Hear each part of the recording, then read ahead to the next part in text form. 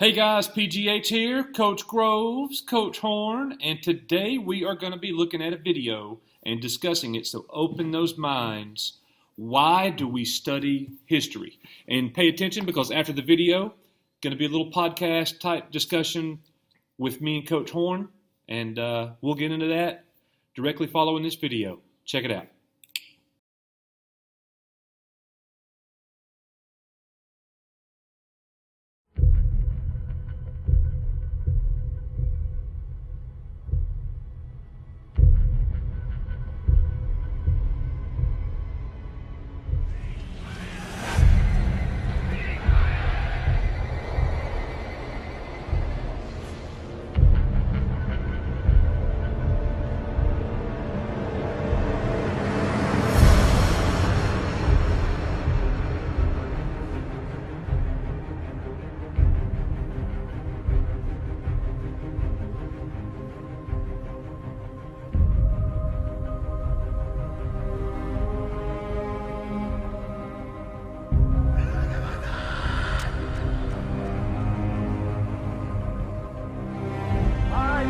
Citizens of the world, ask not what America will do for you, but what together we can do for the freedom of man. I have a dream that one day we will be able to work together, to pray together, to struggle together, to go to jail together, to stand up for freedom together. I have a dream today.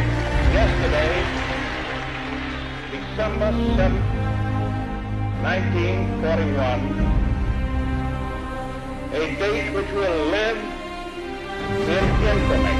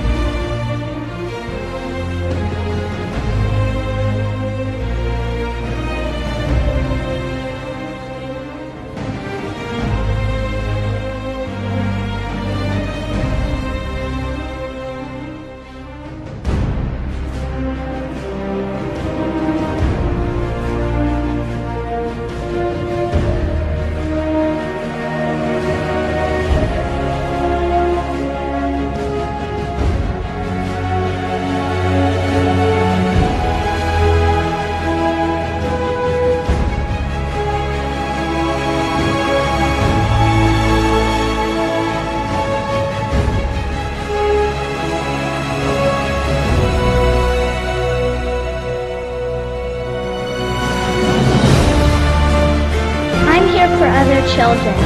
I'm here because I care. I'm here because children everywhere are suffering, and because 40,000 people die each day from hunger.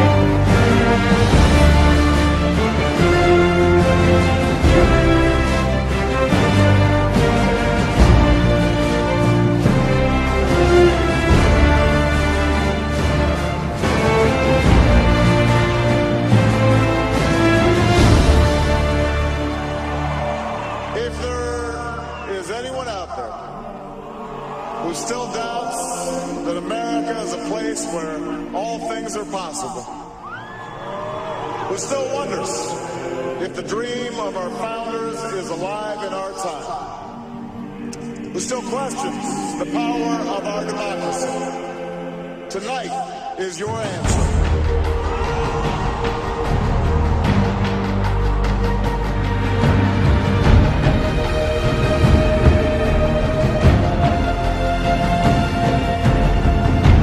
One small step for man, one giant leap for mankind.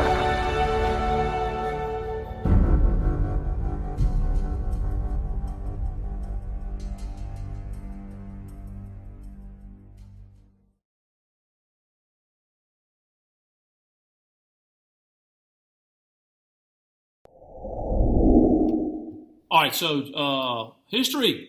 You know, it's a class you got to take in school. It's something that it's required. And I know how sometimes when things are required, you're always not as enthusiastic about it. But I want you to see history in a different way. We're going to look at it from two points of view. The video you just watched, they did just watch that video, right? Y'all all watched that video? Oh, yeah. You excited about it? Oh, yeah. Did it get you excited, make you feel good? Make you feel good about history? No, it didn't. It kind of made me sad. You got Hitler up there, oh, Hitler, killing all these people and stuff. But it ends on a high note. So I kind of want to twist this a little bit. Tell me, not just why it's important, because I also want to just tell you, I want to know what is it for? What is this class for? What is having all this knowledge about, 8,000, 10,000 years ago, all the way up to today? What's it for? What does it do for you and me? Well, can I give you two answers for me? And Go then for you it. kind What of, you got? So when I watched the video, two things that kind of makes me reflect. Why do we study history? And the first is we are constantly trying to better ourselves, constantly trying to improve and go higher and go further and get better.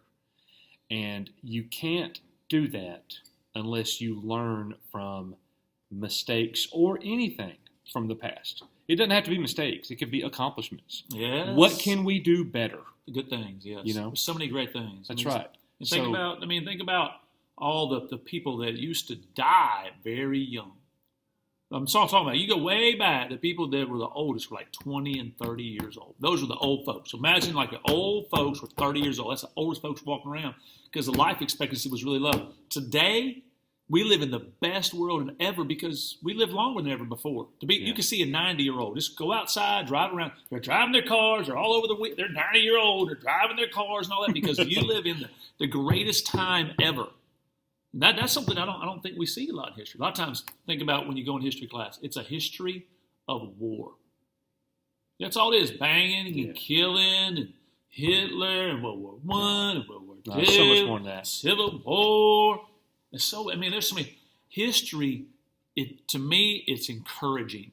It's saying that we as a human species are getting better. Well, yes, we are. And in my opinion, Coach, there will be those who disagree, but you tell me what you think when I say this. I feel like because I feel like I have a pretty good understanding of history, been teaching history for a while now, 15 plus years. I feel like since I have a pretty good understanding of history, I can better understand today. Yeah, it's all about, I can understand myself. I understand where I'm at a little bit better. I'm with you on that. Understand like these communities. How about this? Like you live in a place that right now, if you're in North Alabama, where it's expanding, it's growing, it's changing. They said where we live right now in Athens, Alabama, this last year we increased by almost 20% of the amount of people that we have. A whole bunch of people. So this is going to change drastically in a huge way. And if you were here 30, 40 years ago, I was talking to a lady the other day, beautiful lady, Miss Pat. She's 80-something years old. Beautiful, I said, because she's full of knowledge. And she lives about a mile from Highway 31. There's trees and buildings and everything between her and Highway 31.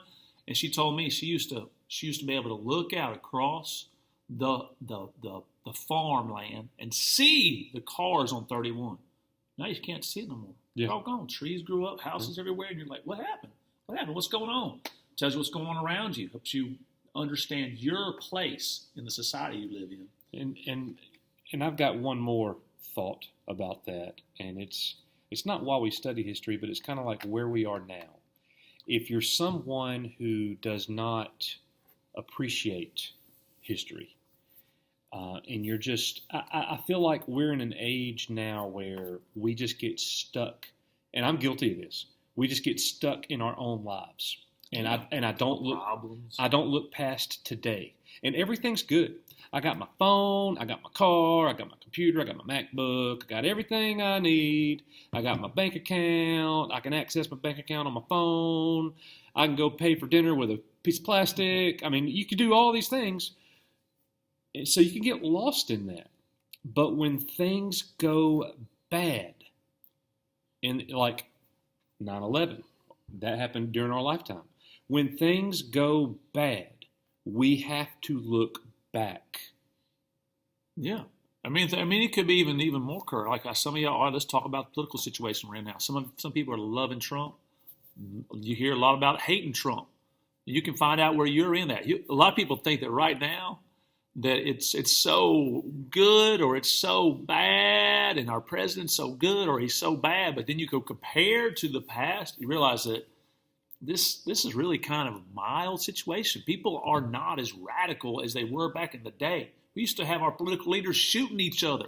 They would literally go out and it was a common practice to duel. They go get guns and they walk off and they shoot each other. That's true. You don't see that today. Or beat each other with a cane. Yeah, we are much more peaceful. Our political situation is much better than it used to be. I think the toxicity comes from the modern day social media outlets. Yeah, that's something to understand too. That's something we'll get into in class. Knowing that there's really, I like to look at it as a fifth branch of the government. Y'all learned about, the different branches, the media guys, and they can be really good, be positive and help you and encourage you, but at the same time, you turn on the news, you're going to hear something good?